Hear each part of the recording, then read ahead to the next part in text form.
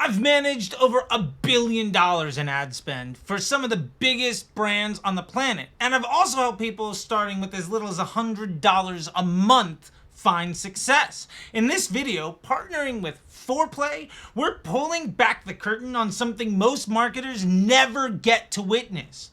You're going to be stepping inside a live recorded Zoom call for a real meta account audit.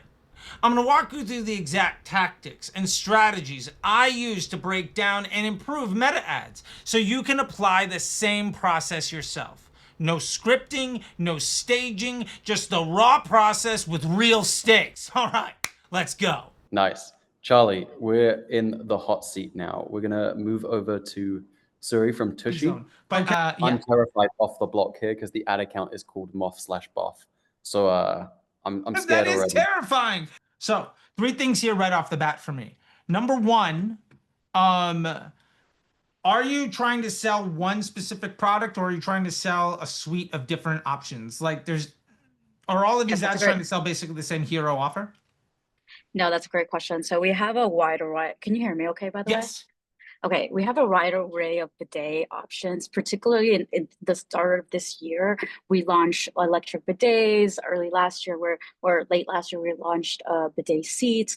Our hero product historically has been this like classic 3.0 a bidet attachment. It's a part of our lower price point items, which is where ad manager's account really favors that product, as well as like our second tier product. But we're having, I think, fundamentally an issue with, you know, creating ads that meet both sort of people that are interested in our lower price point item, which is the bidet attachment, as well as e-bidet content, right? Like when we put out ads out there, they're mostly gravitating to that bidet attachment as opposed to, you know, e-bidets. Are you familiar with custom conversion events?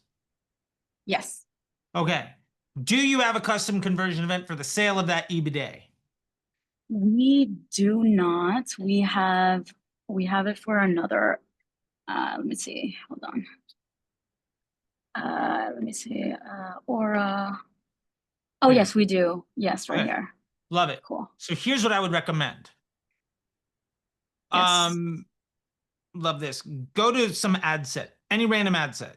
By the way, for those seeing this, you're going to be able to track the sale of each individual product. Apparently, none of those ads sold the Aura. I feel like maybe your tracking isn't 100% on this. I don't know if you're using third-party tools for tracking. My favorite, for whatever it's worth. I've got my favorites. I won't go dropping sales pitches here. If you want to know what I prefer, they are ones that will let me track new customers and have the purchase of individual products. I've got my relationships that I leverage all the time. But if you want to know what those are, reach out to me and I'll gladly. Charlie, no, just tell us. We want to know. Okay, fair enough. I'm trying to be couth. My favorite tool is a tool called Aimers. If you go to disruptorschool.com/Aimers, AIMERCE, that is, in my opinion, the #1 tool. AIMERCE, the woman that runs it, her name is Yichi. She built Instagram stories and the Reddit ads platform. She just has a better mousetrap. She's not trying to solve the entire problem. It's a Shopify plugin, so it tracks what you do inside of the Shopify store. It's not built on tags. It's just saying, we have software. We can see everything you do with this software. We don't need to track you with tags. We're just literally engaging with every button you push. So the tracking is well over 95% on everything, and she knows everybody that I send to her wants new customer and wants custom conversion events for each individual product, and I send her people all the time. Let's go to edit on one of these ad sets. I'm trying to be couth, Jack. You know, I get it. Trying to be a standard guy. Okay, so do me a favor. Go to the edit on this ad set. Okay, right here. You see, scroll up just a little bit. See this conversion event of purchase? Yeah. That's the biggest red flag in your ad account for me. Why what you're saying is, if I sell a stick of gum or a Lamborghini, it all has the same value. If you want to sell this other item better, build a custom conversion event for that item, and then make the definition of success the sale of that item. Your match rate to that item is going to become exponential, whether it's a single product or new customer, whatever it is.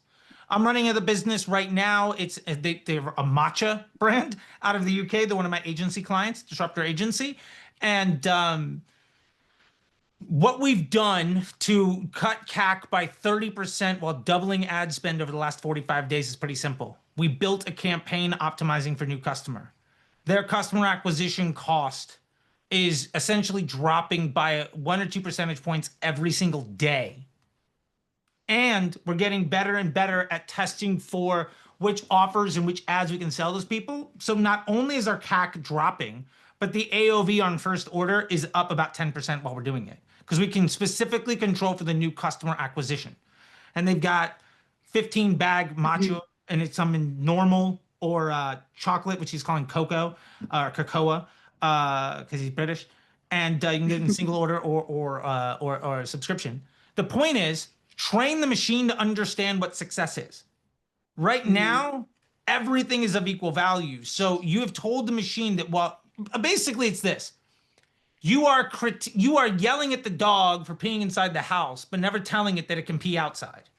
You're not setting your team up for success. You're just demonizing bad behavior and then struggling to change the course of actions. Yeah, I think our fear with that, not necessarily the strategy, but where our heads we're at is that we let the algorithm choose what product best suits the individual, right? Which is why we Sure. have ASC plus scaling. We also have like a creative testing account, which this is where we test all our products under the umbrella with different concepts. And so like Sure. eBay days, but I think where you're getting at with it, it's like because it's not optimized to EBITDA conversion event, then it's always going to falter to that cheaper item, which are the day Yeah, attachments, I right? don't think it's gonna. I don't think it's faltering to your cheaper item. Think of it as it's a machine learning algorithm, right? What you've taught it over the last few years is what a purchaser looks like. Now, I'm gonna assume 95% of those purchasers are not eBay buyers. Right. So That's 95% of the data set on what good is has nothing to do with what your goal is. There's no chance for success. Plus, with all of these ad sets and all of these ads running all over the place, if you track why is that one ad made 17 sales of the Classic 3.0, it has nothing to do whether that ad is actually good at selling that product. It has everything to do with that ad looking and feeling like something that appeals to somebody who looks like somebody that already bought from you. And so it's just getting premium inventory of the people who are closest to the sale. right. And that's one of the reasons why your GPT on it is terrible, is because you're optimizing for the lowest quality person built on the folks who are already likely to buy anyway. So it's very non-incremental. And so, you know, it's not good at the sale because it's competing with everybody else, but it's cherry picking everything at the finish line. So I think you have a lot of stuff here. My number one recommendation on this is number one, clearly define success. And number two, I would not launch a single new ad until you can actually understand what any one of these ads does for your bank account. Until you can say this ad earned more budget, this is what happened to my marketing mix, you are too complicated. Charlie, what Does are that your make sense? thoughts on this 7-day click, 1-day view setup? Sorry, could you click on the columns and then break out so you see the columns drop down? Yes. I think that's in the, yeah, there you go. And then we'll click 28-day. 28 day. Yeah, we'll leave 1-day click and 7-day click off, and we'll just see what that looks like, the separation between clicks and. So the 28 day after the 7, here's what we're looking at. Sorry guys, give me a second. No worries. So what we're going to see here is any purchases that happen within 28 days of a click. So all of these roll into each other. So 1-day click won't include, obviously 7 or 28-day click, but 7-day click will include 1-day click conversions, and 28-day click will include 1-day click and 7-day click conversions. So you're just seeing purchases off the back of clicks here, next to purchases off the back of clicks and views in the column on the left. It's sort of like a wall of numbers. It's sort of like a breakdown, but it's on the left and the right. But this can give you a better idea of when Meta's showing an ad to somebody and then they're purchasing, but they're not clicking. So maybe they were already likely to purchase anyway because they didn't actually click on your ad, right? And then when actually somebody is actually clicking on your ad and then making a purchase, and you can see a breakdown of those efficiencies on the left and the right here. Yeah, and if you look at, for instance, that benefit and feature call out, that ad, the gap between the standard and that 28-day is massive. Yeah. So this is These are another. great ways of understanding your creative concepts and how they're talking to people. I mean, if you ask Facebook or Meta, they'll tell you that more and more people are viewing ads and not clicking on them and buying anyway. But I think what I'd be doing here is looking at the data like this and with the 4PI is seeing what ads do the same job. If you have 4 different ad sets that are essentially accomplishing the same task and the way the machine is using it, which one does it best? Or to think of it differently, which 3 are an opportunity cost that is very much getting in the way of success? Right. But then so what you're saying is that the goal should be to bring click conversions closer to view through. I think the goal is to find the simplest way of solving your problem. The click to the view through is a great lens to understand how some of these ads behave differently. Like a $25 CPA versus a $27, that's only a $2 difference. But one of those ads might have a much bigger gap between a view and a click. And so you just have to understand, like, some brands are going to be phenomenal on view through, some brands are going to be phenomenal on click, some ads, it's a brand strategy conversation, but putting into context what's going on. For instance, the ad at a $52, the vast majority of those sales are all on the click in the first, right? The gap between 139 and one, like, that's not a very big change. But you see the other spots, it's 2 to 1. So they're just, the way you're talking about things is, I think, a really big point. So the honest truth is, I look at this account and I would if it was me, I think reorganization of the campaign structure and getting into the data around what ads work and why and what I'm teaching the machine is the easiest inflection point to dramatically improve performance. I don't think I'd be chasing to launch any new ads anytime soon. If I could give you the permission to not launch anything else until it's Black Friday, I think the only other ads you need this year are Black Friday creative. And you might already have them live. So let me push back on that, right? Because I know you see 9 ad sets, but within these ad sets, there's like 2 ads each. So in theory, we're only spending $83 per ad that we have live, which I believe is like 12 ads with our current budget. So in terms of finding the secret sauce, that's not the job of this campaign, right? I mean, the job of this campaign is to find out at this point in time what's the angle that we want to go after, and then use that in a scaling campaign. So so I guess that's where my confusion is with your takeaway, right? Because it's like, this is not, the job is not efficiency, the job is learning. Then once we find what the most efficient creatives are, that's where, we start scaling up. Okay. So I understand the strategy, totally get it. I was running 9-figure brands back when this was the cutting edge. Here's my pain point. Yeah. That's your theory. If you go back to the campaign level, let me tell you in practice what's happening. You are launching new creatives at the bottom of the funnel to see what is best at taking credit for the entire work of your entire marketing efforts.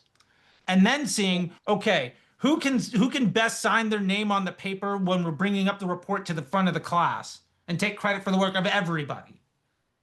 My point is, the winners in this campaign are not indicative of they're not predictive. The performance of the ads in this campaign are not predictive of future performance. And the concepts that win here are not indicative of what is scalable. You have 18 ads in here, but this is one of 4 campaigns. You probably have 50 some odd ads. Let me put it to you this way. If you wanted the machine to understand the best way to show all of your ads to individual people, and you have 50 ads, okay, a fun stat, the amount of ways you can shuffle a 52 card deck has over 60 commas in the number. You are never going to get anywhere close to statistical significance on the best way to show all of the ads you have to people to get the best result. You are at best going to say, what is good enough to take credit across the finish line? And how do I try to eliminate the things that ultimately just aren't good enough to earn spend? And there's a limitation to that. Yeah. No, that's fair. You guys, I have to jet, but thank you so Okay. much for all this. And also shout out to Ryan for letting me skip him. Yeah, fair enough. And Thank you. please reach out to me too for some other stuff. I'd love to dive into it deeper. I'd be happy to have another chat with you. Um, there's a lot of action items here, and Yeah, I'd love to kind of help you get there. for sure. Thank you so much, team. Bye. No problem. No Thank you, problem. sir. All right.